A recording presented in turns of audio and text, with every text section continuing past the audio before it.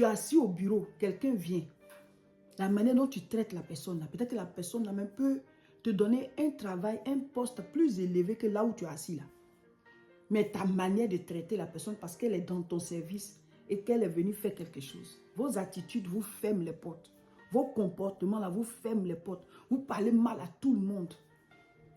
Vous rejetez les clients. Vous avez une manière de faire. Puis après vous êtes étonné que là où vous travaillez là, l'entreprise a fait faillite. Jean 4 à partir du verset 9.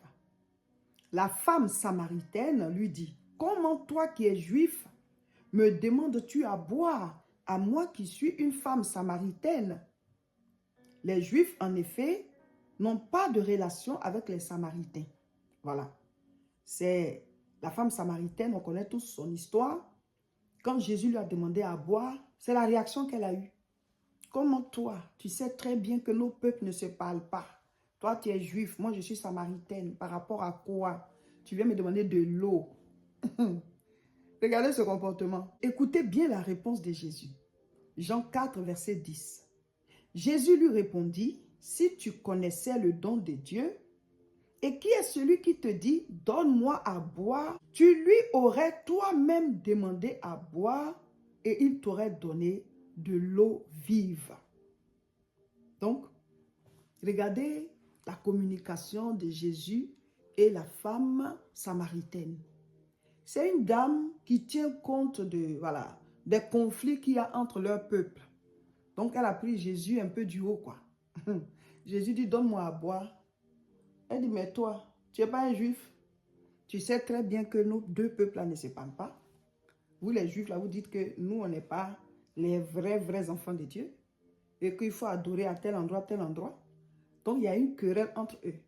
Maintenant, le gars, il te demande à boire. Toi, tu lui sors ça. Jésus lui dit, si tu savais qui est devant toi, ma soeur, si tu savais qui est devant toi, c'est toi-même qui aurais demandé de l'eau. Vous voyez souvent, des gens viennent vers nous dans une condition humble. Et nous, on a une manière orgueilleuse de nous comporter. Si on savait qui est cette personne. Il dit, si tu savais le don de Dieu, et si tu savais qui te demande à boire, c'est toi-même qui allais demander à boire. Souvent, la personne te sollicite pour quelque chose. Mais ce que la personne peut te donner là, c'est plus que ce qu'elle demande. Donc, si tu savais à qui tu as affaire, tu n'allais pas te comporter comme ça. Si tu savais que ce pourquoi tu pleures tous les jours, celui-là, il peut te donner ça. Dieu peut passer par lui pour te donner. Tu n'allais pas te comporter comme ça. Si tu savais que cette personne qui est là, un seul mot de sa part, et puis tu obtiens ce que tu cherches depuis des années, tu n'allais pas te comporter comme ça. Si tu savais que cette personne-là, un seul mot de sa part, et tu obtiens ce que tu cherches depuis des années, ce à quoi vraiment tu aspires dans ta vie, là, cette personne est une porte par laquelle tu peux passer pour avoir. Sa seule signature t'ouvre de grandes portes. Parce que Dieu passe toujours par des êtres humains pour nous positionner. Il nous donne ce qu'on lui demande en passant par quelqu'un. Mais si tu n'as pas la bonne attitude, la personne va venir en vêtement d'humilité. La personne va venir comme celui qui demande, alors qu'en fait, c'est toi qui dois lui demander. Alors qu'en fait, la personne est ta porte. Alors qu'en fait, la personne est l'envoyé de Dieu vers toi. Pour que tu reçoives l'eau vive. Mais ton attitude, Jean la Samaritaine, toi, tu ne sais pas que nos deux peuples ne se parlent pas. La manière dont on traite les gens qui viennent en fait pour notre bénédiction. Mon frère, ma soeur, ça compte. Ça compte. La Bible dit qu'il y avait une jeune esclave dans la cour du général Naaman. Naaman avait la lèpre.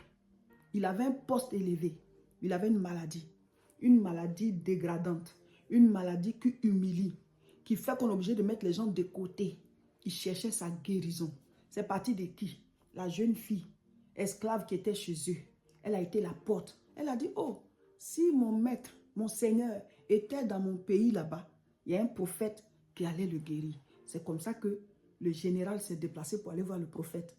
Et le prophète lui a dit, va te laver dans l'eau 7 fois. À la 7e fois, tu vas guérir. Au départ même, Naaman même, il a négligé cette parole. Mais après, il est parti et il a été guéri. Mais comment est-ce qu'il a eu l'information? Une jeune fille qui travaillent chez lui comme esclaves parce qu'ils ont fait la guerre et ils ont pris des esclaves. La petite là s'est retrouvée chez lui pour servir, aider sa femme à préparer. C'est comme ça que lui il a eu l'information pour sa guérison. Tu vas aller dans un service. Le vigile qui est devant la porte, tu vas le traiter avec mépris. Alors que lui, il peut te faire accéder au président, PDG de l'entreprise. Il peut te faire rentrer quelque part malgré qu'il est assis devant la porte là. Peut-être que toi, c'est ta porte qui est là.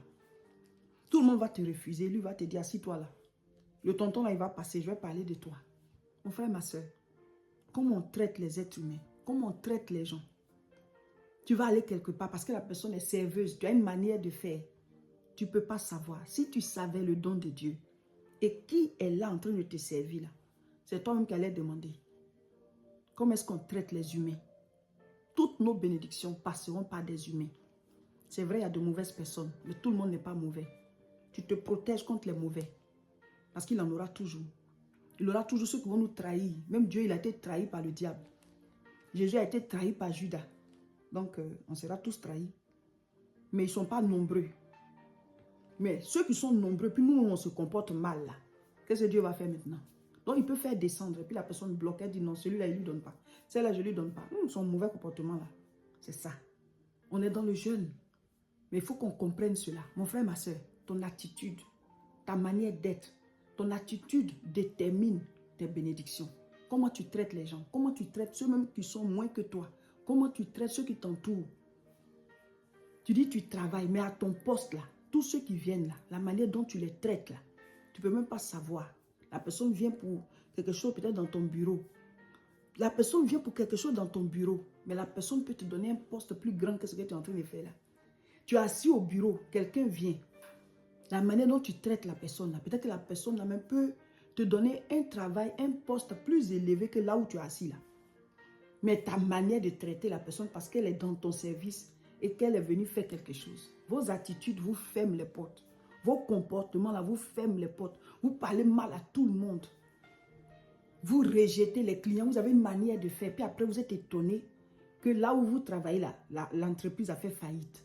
Mais comment toi tu traites ceux qui viennent? Peut-être que toi-même tu es chef de ta direction, chef de ton département, chef de ton entreprise personnelle. Mais la manière dont tu traites les clients là, comme s'ils sont obligés de venir là. Comme s'ils sont obligés de venir là. Après tu es étonné que vous avez fait faillite. Mais comment tu as traité chaque personne? Comment tu as traité chaque personne?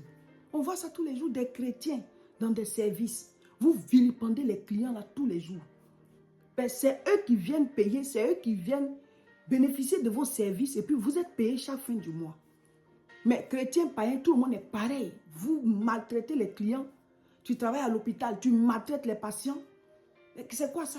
Tu vas commencer à diminuer la fréquence des gens qui viennent et à un certain moment, ça va s'éteindre. Et après, tu vas encore crier à Dieu. Tu penses qu'il va faire tomber ça du ciel? Comment tu t'es comporté avec ceux que Dieu t'a envoyés? Plus ceux qui viennent vers toi sont nombreux, plus ton chiffre d'affaires grandit. Plus tu fais du bénéfice. Plus tu es élevé. Quand tu fais quelque chose et puis il y a beaucoup de personnes qui sont intéressées, c'est ça qui démontre ta gloire.